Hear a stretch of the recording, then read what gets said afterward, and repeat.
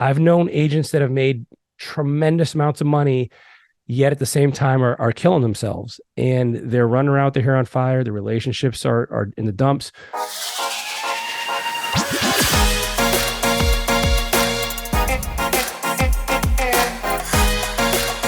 Hello and welcome to episode 120 of the Smart Agents Podcast. My name is Michael Walter and I'll be your host. In today's episode, we are joined by Jason Wojo, CEO of Lifeonaire, for a conversation that comes at a perfect time with New Year's resolutions just formed. Prior to joining Lifeonaire as a student himself, Jason was a highly successful real estate broker, but things behind the scenes were coming apart. Unhappy, stressed, and overworked, Jason's marriage eventually dissolved. Throughout the coaching and mindset change Jason received from Lifeonaire, he was able to turn everything around, reinvent himself, his business, and design a life full of true joy and passion. Throughout our conversation, Jason shares how real estate professionals stuck in the same situation he found himself in can learn to delegate more and live the life they initially dreamed of. Now, before we get on to the day's featured interview, make sure to subscribe to the Smart Agents Podcast. You can find the show on all major podcasting platforms such as Apple Podcasts, Google Podcasts, Spotify, and now Amazon Music. Also, if you or someone else on your team has an inspirational story or real estate tips to share with our community, send us a message at feedback@smartagents.com. We're always on the lookout for new stories to share. All right, let's get on to the day's featured interview with Jason Wojo. If you're interested in learning more about Lifeonaire, I've added links in the episode description. Well, yeah, if you could just introduce yourself to us a little bit, who you are and where you're at in the country. Yeah, man. What's up? Jason Wojo. I am in Wake Forest, North Carolina, which is right outside of Raleigh. And I run a company called Lifeonaire. And the whole thing with Lifeonaire is like trying to help business owners, entrepreneurs, real estate investors, those kinds of people really figure out what they want their life to look like, and then help them design the business to serve that life rather than, catastrophically destroy it in the process of like trying to be successful. Right. Yeah. So before we jump into that part, obviously, you get into that because it's something in your own life. It was a decision in your own life that you're like, hey, I've got to make a change. So back me up a little bit. Tell me a little bit about that. Well, man, so the first huge change for me came when I had my full-time job. Like I don't, looking back, like, I don't know what I was thinking, but like, I never realized even the thought of self-employment or owning a business was an option. Like I was taught to go to school, you get a job, and that's it. Like you retire, someday when obviously you're too old to do anything else. And that's your life. And so I get my first job and my first decision was like, hey, this sucks. Like I know some people are happy with it. And obviously other people seem to find joy and passion in it. It wasn't for me. And so my first decision was for me to get out of that job and go into real estate. And then frankly, once that happened, I had some very early success. I was really blessed and did well the first year, then a couple of rough years. But through that, what I discovered was I was working more than when I had a job. I'm like, hold on a second here. Like one of the huge reasons I went into business for myself was so that I could control my schedule, make more money and have freedom. And I didn't have that. And so the second big pivot point for me was to like redesign my business in a way that actually led to that instead of took everything away that I found most important. Yeah, definitely. I mean, I think obviously, I think a lot of people do get into real estate specifically because they want to have their, it's on my own terms. I'm as successful as I want to be, or, it's not a 9 to 5, but it very quickly becomes 24/7, 7 days a week. It does, man. And I understand, like, there's two parts to that. One is like, hey, I know that, nobody cares about my business like I do. It's on me, whether this sinks or swims. And there's that mentality where people are afraid to let go. And that's one side. Has some truth to it, but there's also some limiting beliefs around it. And the other side of it is like, well, hey, if I'm not doing this, my competitors are going to be doing it. And so I don't want my client or this deal or whatever it is to go to somebody else. And so I have to, make hay while the sun is shining. And that's cool, except at some point it catches up with you, right? Yeah. Yeah, definitely. So tell me, what was it that kind of, what caught your eye? What changed? What helped you shift out of that? Man, a divorce. It was horrible. Worst thing I ever had gone through. And certainly me working too much was not the only challenge in our relationship, but I kind of worked to avoid dealing with that stuff. You know what I mean? Like it's easy to kind of compartmentalize sometimes. And like, so I'm like, I can't deal with this right now. And I'm just going to work and try to keep my mind focused. At least I can make some money and then I'll feel better. And meanwhile, like these problems at home were simmering until they turned to a boil. And by then it was too late, and Yeah. my wife at the time it was a day late, dollar short kind of thing. I recognized the mistakes I'd made. I wanted to pour into it and she'd checked out. And so that's when that was the turning moment for me, that I had absolutely created my business the wrong way and I had all my priorities messed up. Yeah. So how did you kind of seek out, what did you seek out to change that? Because I mean, that's not something that is easily done alone. No, man. And so I got plugged into Lifeonaire actually. And I actually, this is embarrassing to say. So Lifeonaire, the founder of Lifeonaire is a well-known real estate investor. His name is Steve Cook, and he had done like 104 deals his first 2 years. And so I happened to be living in close proximity to him. So I started getting coaching from him, and he's the founder of Lifeonaire, and the whole Lifeonaire thing at that point was still like, hey, life first, business second. But dude, I was the guy who's like, yeah. I'll get to it. I need to make money. I want to get out of my job. I want to, start, kicking butt and taking names. And stuff at home it'll be fine. It'll be fine. I should have listened. And so I get in Lifeonaire as a student. And so I go through this. I was the guy who had to learn by falling flat on his face.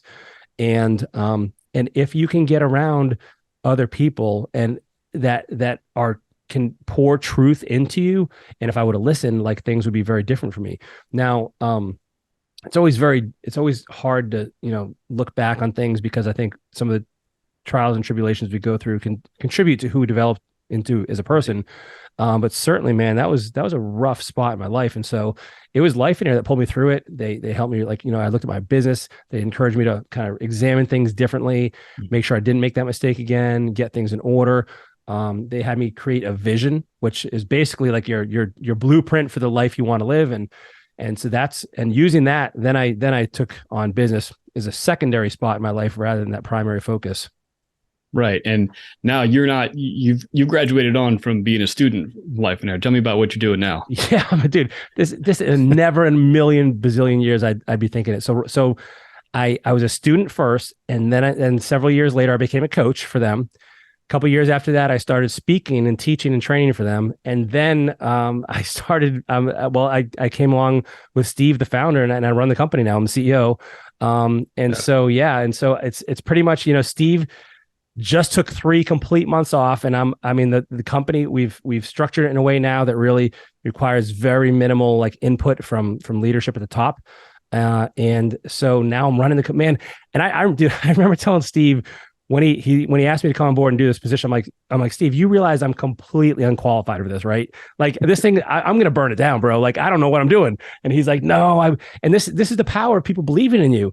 Like, he's like, no, I see something in you. I think you can do it. I trust you. I believe in you. And man, when people say that kind of stuff to you, it makes a difference. It really does, to have those encouraging people around you. So here I am, right? Yeah, definitely. So going, kind of shifting over to, obviously our core audience is the real estate agents and the brokers, and you have a lot of experience with that. So tell me, some of the things that you guys see that agents, are doing that pull away from that ability to have that life that they want, that life first mentality that everybody gets into it, right? At the beginning. Right. Well, and by the way, man, I'm a broker, and I've been licensed in 3 states, so I'm very familiar with the workings of how this works. Some of the biggest mistakes I see brokers and agents make is, number one, thinking they have to do it all. Like, you just don't. Now, I know there are state specific rules as to what you could have, for instance, an assistant do, and whether it's regarding showings or MLS access or whatever that is. There are a lot of low hanging fruit items and what I encourage agents to do is like, hey, let's look at your calendar, see where you're spending your time. Excuse me. What are the tasks you're doing? Once you have all these laid out in front of you, now let's start to examine, like, which of these do you really need to do? Which are the things you're best at, the things you enjoy? And then everything else, let's like either, we'll get rid of it, we'll eliminate it. We can automate a tremendous amount of things. Agents are really bad as in general about automation. Like they're like, no, it has to be the personal touch. But here's what I tell them, like, okay, that's cool, but have you ever forgotten to follow up with somebody or send an email and now you're like, crap, like, and then you drop the ball? Well, well structured automation should make it feel like it's more personal because you are following up and you are doing it in a personal way. And we can talk about that if you want. And then also is like the delegation side of things. I've kind of coined this term called the SEED process. It stands for strategic, automation, elimination, and delegation. I'm sorry, it's elimination, automation, delegation, SEAD. And so when an agent embraces this kind of thing, you'll start to pull a lot of the responsibilities of the business off of you. I've known agents that have made tremendous amounts of money, yet at the same time are killing themselves, and they're running around with their hair on fire. The relationships are in the dumps. I think one other part of this is really important is setting expectations with your clients. Like, so you can set this up in a way that I think, a lot of agents are afraid, like if they don't take a phone call, they could be at dinner with their spouse. And if they see a phone call come in, they're like, I got to answer it. I'm like, no, you don't. No, you don't. You can run a business without it running you. And frankly, I think sometimes agents, because they oftentimes come from a full-time career, they haven't spent the time thinking about it as a business. They think about it as kind of like self-employed, right? So that's kind of a little bit of a challenge. Yeah, absolutely. I definitely understand that, you just traded one 9 to 5 job for another. You're still working for somebody, and it's tough to kind of break away from that mindset. It is, man. And I get it. Like I'm, by the way, I'm pointing like all these fingers at me too, because this is exactly what I did. I was doing everything. I thought I couldn't say no. I thought that like, hey, if I don't do it, nobody is going to do it as well as I can, all those kinds of things. But as an agent or as a broker, you have to start thinking in terms of a business rather than like just being self-employed and owning a job, because dude, this is the most tragic. Now, 2 reasons. One is it's for the fun stuff that you want to do in your life, and it's for the time and the memories and the experiences you want to, have. But it's also for when the life's curveballs kind of get you and you can't work. And man, this breaks my heart when I see people that something happens to them. They're in a car wreck. The last thing you want to do is worry about paying the bills or you could doing a showing, right? Like, it's just, that should not even be a concern. And so when you set your business up in a way that doesn't require you, and you absolutely can, yes, I understand there are certain ways that are a little more challenging than others, and depending on the industry. That's, I believe, the point where, and by the way, if you love what you do, I'm not trying to pull you out of your business, but let's make you have some resiliency and some leverage in your business. That's all. Right. Yeah, absolutely. Really kind of rather, it's not talking, you're not saying stop doing it. It's enjoy it more. Have put the time, spend that energy into the enjoyment of it. Totally, man. And people are, and so I think when you get to choose the things you do rather than have to do it. And so whenever you're in your business, look at each task you're doing, like we talked about earlier. And then you ask yourself, if I don't like doing it, how can I figure out a way to never have to do this again? Whether I'm getting rid of it, whether I'm automating it, whether I'm giving it to somebody else. And then a magical thing happens, is because what I've seen is that when you pull those things off your plate that you either hate or aren't your best use of time, you start getting better in your strength zones and the areas that you are really good at. And that just extraordinarily increases your revenue and your productivity. Because you don't have this other stuff on your plate. It's like, especially with an agent, you're like, hey, I got to check with the title company. Hey, how's the lender going? Hey, I got to make sure that the survey's done and the title work. But you're running around to all these places, and it's very hard to stay focused on any one things. And now you add that to somebody who has any kind of high volume, you got 10 closings coming up this month. It can get chaotic. And so how do you minimize the chaos so that you can focus on what you're best at? Right. And getting to that automation side of things, the technology is so good now, and the artificial intelligence is insane. So having those personal touches, that's not an issue anymore. It really does look like a personal text message or a personal email coming from you. It used to be different back in the day. It is not anymore. So as a super simple example, you're an agent and you're in the grocery store, and you notice somebody talking about real estate, and you approach them and it's like, hey, I'm an agent. Do you have a broker yet? They're like, or an agent yet? They're like, no. Well, and you might give them your card, but who knows what's going to happen with that, right? But you could simply say, hey, why don't tell you what, give me your number and I'll shoot you or give me your email and I'll shoot you an email. And or it could be a text too. It's all automated, right? And so so all you need to do with these days is you put that right into your phone, you hit a button that triggers an automation that says like, hey, great chatting with you. Tell you what, instead of us going back and forth and playing phone tag, just click the button below and we'll schedule a time convenient for you to chat about your real estate needs and how I can help you. You have it all set up with a calendar link. You bang, goes to your calendar, goes to their calendar, and you're on the phone and you're off to the races, right? And like that's just one simple, minuscule example, but there's so many. Right. I mean, just from a personal point, you've done podcasts. You do podcasts as well. Scheduling guests can be difficult. Right. And the back and forth with like the figuring out times, does this work for your schedule or not? I was like 2 months into it and I found Calendly. Totally changed my life. Game changer, right? Yeah. Yeah. I put that right in that email and we'll get the invite when it's convenient. Man, well, and so to that point, like, so one thing we do the podcast too, and so a piece of automation we put into place is like, so we're using Schedule Once, which is actually I do like Calendly better, I gotta tell you, but we're right now we're Schedule Once. And after the podcast is done, there's an automatic email that goes out that says, hey, thanks for being on the show. We have a special gift for you. Would you mind please clicking here? And to get your information, we have something we want to send you. It asks them their t-shirt size. It asks them their address. And then that, once they press submit, that goes to somebody else who now goes and ships all that stuff out for us as a thank you for being on the show.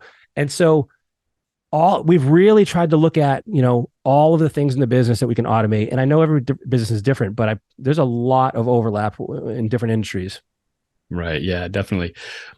When it comes to delegation, I think that can be very difficult for agents and really brokers coming from that, I was doing everything. I had to build my way up solo. And now I have this business that is kind of getting large, but I don't want to take my finger off of anything. Right. And that can be very difficult. So what are some of those things that people can do? And definitely looking at the task and seeing, do I really need to do this? But beyond that, really to be better at delegating.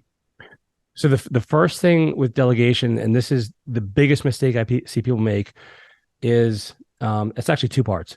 The first one is the mindset around delegation, meaning like, we've all heard them, like, I can do it quicker myself. Nobody wants to work anymore. You can't trust people. But we could rattle off 24 of these things really simply, right? Like very easily. Right. So you got to get your mind around that. And you know what? Okay. Yeah. You know what? Some of that has some truth. So yeah, maybe you can do it quicker yourself the first time, but guess what? 30 times down the road, you're still doing it when you would have had it trained and outsourced by now. Right. And so that's the first step, is to look at those limiting beliefs and examine them for their truthfulness. The second piece that is crucial to recognize is that just because you are good at doing a task has zero correlation between you being able to hire, screen, train, and manage somebody else to do it. They're completely different. And by the way, I crashed and burned when I first learned this, because I thought, and we think, especially as agents, because we're like in the field where our hands are getting dirty, we're in the trenches, like that doesn't mean that much. Like when it comes to training somebody else and overseeing them and correcting them and encouraging them. And like, so you got to realize it's a completely different skill set. And so oftentimes I'll tell somebody, like, if they've had a poor experience with delegation, I'm usually like, well, have you considered that it might've been you? Like you didn't set the expectations. You didn't, train them correctly. And they're like, well, what do you mean? Like, no, like I know how to do this. I'm like, I know you know how to do it, but do you know how to like help somebody else do it well? And so those two things are the huge thing. And the third, just a little practical tip here, is what I encourage people to do is when they're starting to delegate, either do a simple Loom video and record what you're doing. And then you can take that and transcribe it. And that'll be your first version of your standard operating procedure. And then ideally, you're going to, we use Google Drive. You're going to have a full-on, file system of all your standard operating procedures, your SOPs, so that every part of your business now has a system and you can hand it off that much easier. And you don't have to create these things yourself. Like just record it and then be done with it. With of course updating, but like it's not as hard as you think. Right. Yeah. No, we do the Loom thing as well. And it's fantastic because it doesn't, if the person that you're working with this time happens to change, you still have that video and that file that you can pass off real quickly, and you're not going through, the ins and outs of everything again. All over again, man. Yeah. And so what we also started doing is, and I encourage our employees, hey, if you have a better way to do it, you go with it. Like if the result is all that's important, like, and if, of course there's exceptions to that, but like if the result is the thing you're after, you come up with a better way, you record the loom and you put together the SOP for the next person. Like, so I'm not even, I don't even know what our people do anymore. Like I'm so removed. I'm like, where's this? Where's that? Like, and so, cause my hands are out of it now. And so that's a great tip, man. Yeah. Like because that's what gives you that leverage and the redundancy in your business. Yeah, definitely.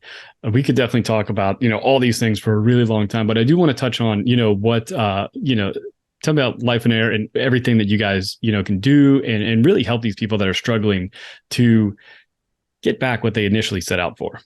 Yeah, man. Well, so usually, so our whole MO is like I said earlier, like let's figure out what you want your life to look like, because that's super important. Like if you decide you want to work from Prague 4 months a year, well, guess what? That's going to influence how you set up your business.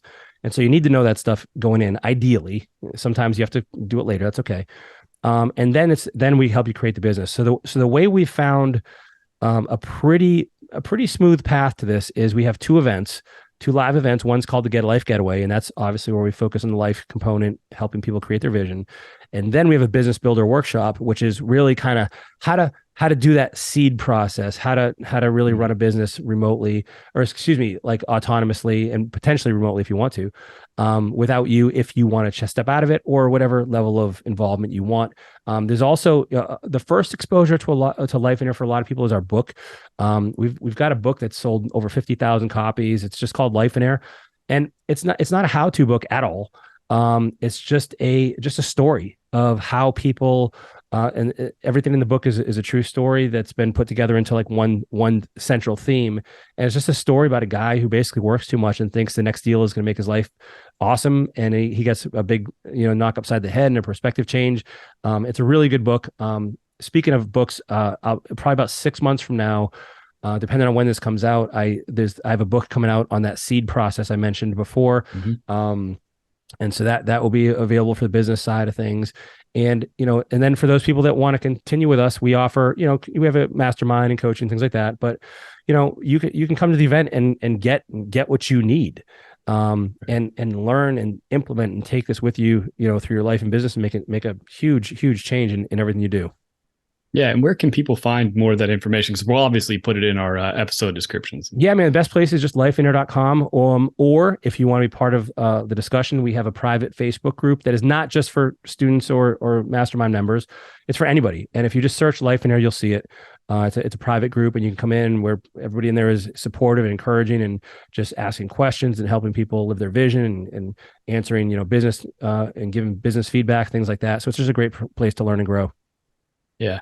Your story is definitely awesome. I mean, going from, student, this to really being able to help so many people that were in the same situation that you were, and, just really wanting to, turn things around. I think it's got to be fulfilling for you to be able to work with these people and get them, help them reach their dreams. Oh, dude, it is the best thing I know this sounds like such a cliche, man, but like I was just talking with my wife recently. So she works for a regular company. She has a regular job. It's a very flexible job, but she still would want to retire someday. And I said, hun, I don't ever want to retire, like ever. Even if I wasn't getting paid, even if I didn't make a cent for what I do, I want to die on stage sharing this, like, cause I love it. I lived it. I've been through the trials, the tribulations, and crashed and burned. And if I can save somebody else from doing that, man, I mean, is there anything more beyond it? You know what I mean? Like, I think you get to that place in life where like another zero in the bank account or another deal or another transaction just doesn't do it for you anymore. And I think like what you said is the whole thing, man. It's like at some point impacting and helping others do this is really where the juice is. Awesome. Really appreciate you taking the time to talk with us today. Thanks, man. Appreciate the opportunity. I really want to thank Jason for joining us today. And if one of your New Year's resolutions is to focus more on living your dream life, I've included links to Lifeonaire for you to check it out. So once again, if you think you or someone else on your team has an incredible story, a tip to share with our community, send us a message at feedback@smartagents.com. Well, that wraps things up for this episode, but remember, follow the show wherever you listen to podcasts and make sure to subscribe to the Smart Agents YouTube channel. Again, I'm Michael Walter, and we'll see you on the next episode.